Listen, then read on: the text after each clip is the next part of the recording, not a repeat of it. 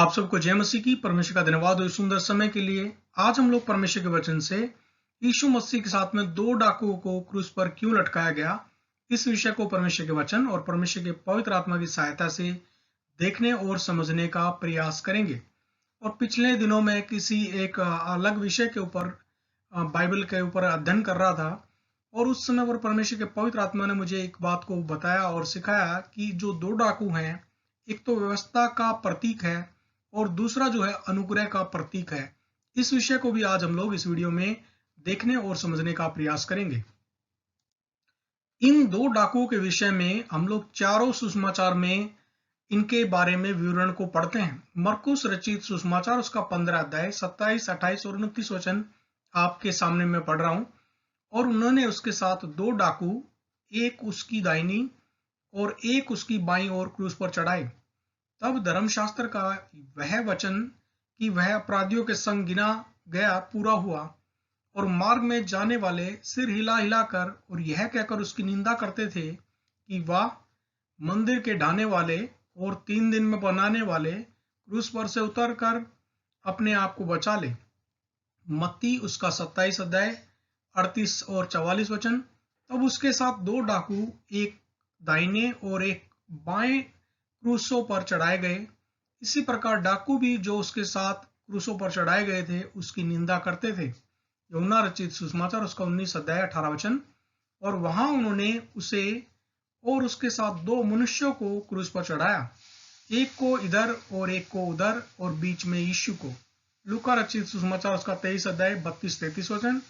वे और दो मनुष्यों को भी जो कुकर्मी थे उसके साथ घात करने को ले चले। जब वे उस जगह जिसे खोपड़ी कहते हैं पहुंचे, तो उन्होंने वहां उसे और उन कुकर्मियों को भी, एक को दाहिनी ओर और दूसरे को बाईं ओर क्रूसों पर चढ़ाया। तो यहाँ पर हम लोग इन दो डाकुओं के विषय में इन चारों सुसमाचारों में इसका विवरण पाते हैं। और यहाँ पर बताया गया कि वो दो डाकू, एक को दाहिनी ओर एक को बाईं ओर। हम लोग इस बात को बहुत भली भांति जानते हैं। और अपराधियों के संग वो गिना गया। और यहाँ पर हम लोग दो डाकू के बारे में पाते हैं। और यहाँ पर भी हम लोग दो मनुष्य, यूहन्ना दो मनुष्यों के बारे में बोलता है। और लूका रचित सुसमाचार में बताया गया कि वो दो कुकर्मी थे, यानी क्रिमिनल थे, अपराधी थे। चारों सुसमाचार इस बारे में बिल्कुल स्पष्ट तरीके से बताते हैं कि वो अपराधी थे, वो डाकू थे। और अपराध के विषय में अगर हम लोग पुराना नियम की या व्यवस्था की बात करें, तो व्यवस्था के हिसाब से उनकी सजा जो है वो तय थी, और सजा थी मृत्यु। बाइबल इस बारे में साफ बताती है कि पाप की मजदूरी तो मृत्यु है। रोमियो उसका 3 अध्याय 23 वचन। इसलिए कि सबने पाप किया है और परमेश्वर की महिमा से रहित है। रोमियो 6 अध्याय 23 वचन। क्योंकि पाप की मजदूरी तो मृत्यु है, परंतु परमेश्वर का वरदान हमारे प्रभु मसीह यीशु में आनंद जीवन है। तो उन्होंने जैसा उन्होंने काम किया, उस काम के हिसाब से, व्यवस्था के हिसाब से उनके लिए मृत्यु निश्चित थी। जो दो डाकुओं को क्रूस पर क्यों लटकाया गया? दो डाकू जो है पूरी दुनिया को या पूरी मानव जाति को हम लोग दो हिस्सों में बांट सकते हैं। एक तो वो लोग जिन्होंने अपने लिए व्यवस्था बनाकर रखी है, अपने धार्मिक नियम उन्होंने बना के रखे हैं और उसके अनुसार वो लोग जीवन को जीते हैं।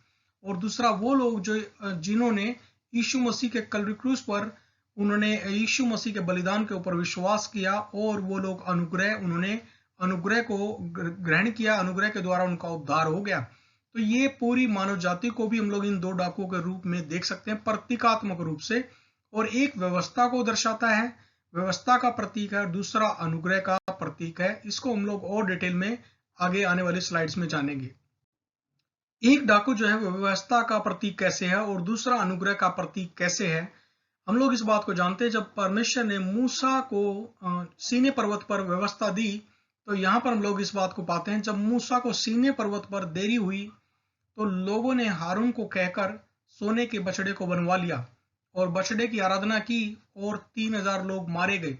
निर्गमन, ये विवरण हमें निर्गमन उसका 32 अध्याय 28 वचन में मिलता है।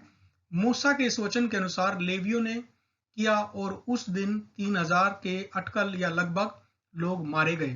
तो जिस दिन परमेश्वर ने मूसा को व्यवस्था दी थी, उसी दिन लोगों ने बछड़े को, सोने के बछड़े को बनवा लिया, जिसके कारण यहोवा परमेश्वर उनसे इतना क्रोधित हुआ कि 3000 लोग व्यवस्था मिलने वाले दिन मर गए।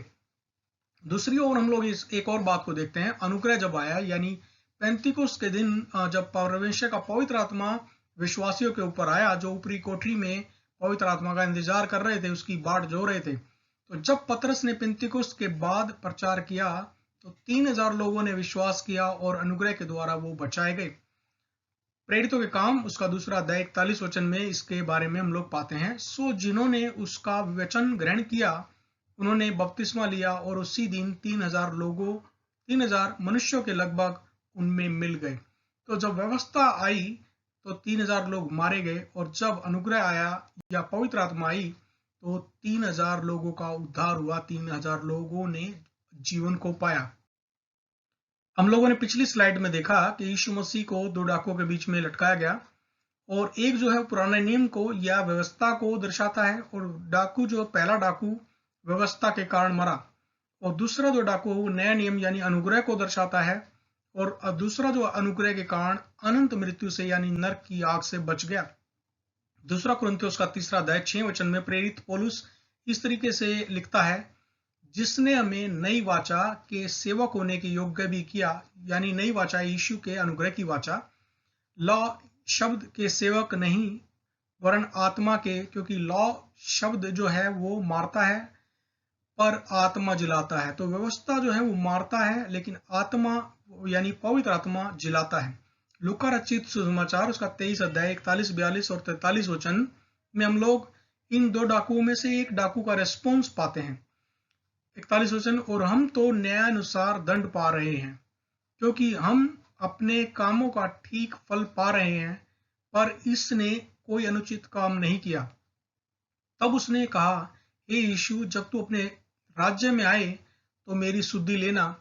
उसने उससे कहा, मैं तुझसे सच कहता हूं कि आज ही तू मेरे साथ स्वर्गलोक में होगा। तो हम लोग इस बात को यहाँ पर पाते हैं कि एक डाकू है जो वो यीशु मसीह का ठट्टा कर रहा है और यीशु मसीह का मजाक उड़ाकर बोल रहा है, तू हमें भी बचा ले, हमें भी, अपने आप को भी बचा और हमें भी बचा ले। लेकिन दूसरा डाकू इस बात को एक्नॉलेज करता है, इस बात को स्वीकार करता है कि यीशु मसीह ने कोई पाप नहीं किया, और वो जो भी सजा पा रहा है अपने अपराध के कारण ही पा रहा है।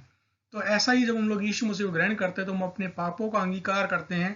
तो इसने अपने अपराध को छिपाया नहीं, इसने अपने पाप का अंगीकार किया और उसने यीशु मसीह के नाम को पुकारा, और उसके कारण उसके ऊपर अनुग्रह हुआ, और अनुग्रह होने के कारण उसकी आत्मा ने उद्धार को पा लिया।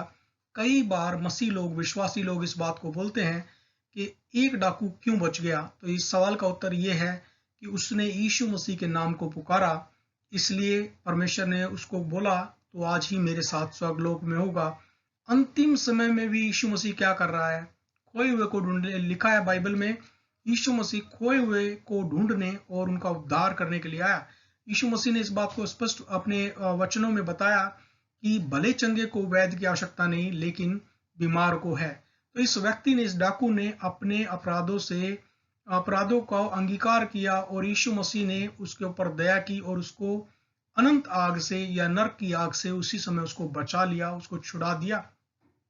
यहाँ पर हम लोग पहले वाले डाकू को इस बात को देखते हैं कि उसने यीशु मसीह के नाम पर विश्वास नहीं किया, उसको रिजेक्ट कर दिया, और रिजेक्शन के कारण वो शारीरिक रूप से तो मरा ही, लेकिन उसका आत्मा का भी उद्धार नहीं हुआ।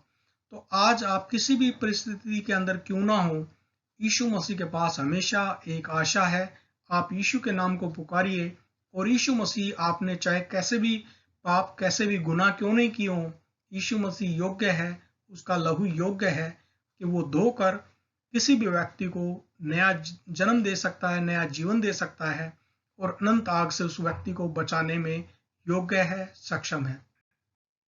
बाइबल इस बारे में हमें सिखाती है कि एक व्यक्ति को उद्धार पाने के लिए क्या करना है। रोमियो उसका 10 अध्याय 8 से 11 वचन, परंतु वह क्या कहती है, यह है कि वचन तेरे निकट है, तेरे मुंह में और तेरे मन में है।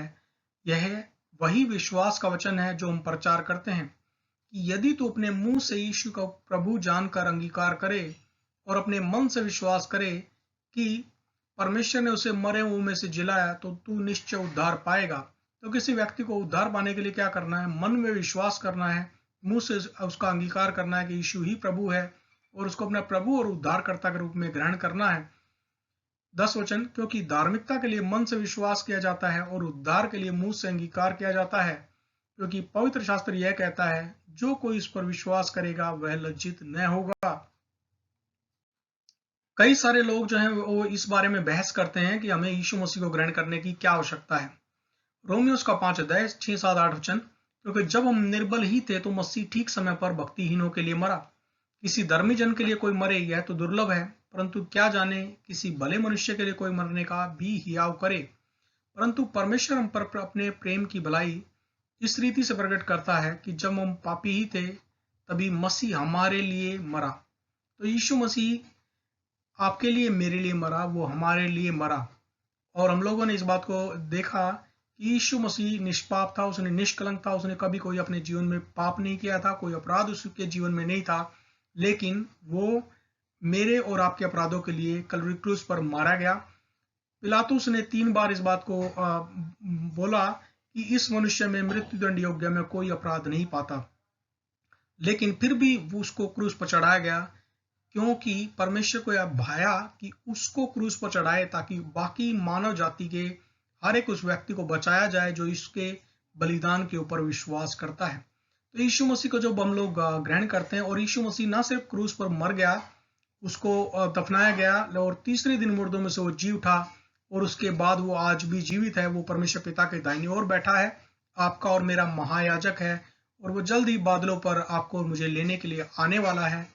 इसलिए हम लोग यीशु मसीह पर विश्वास करते हैं। अगर आपको आशीष मिली हो और आप ऐसी वीडियो और पाना चाहते हैं तो YouTube चैनल को लाइक, शेयर और सब्सक्राइब करना न भूलें। परमेश्वर आपको, आपके परिवार को, आपकी कलीसिया को बहुतायत से आशीष दे। जय मसीह की।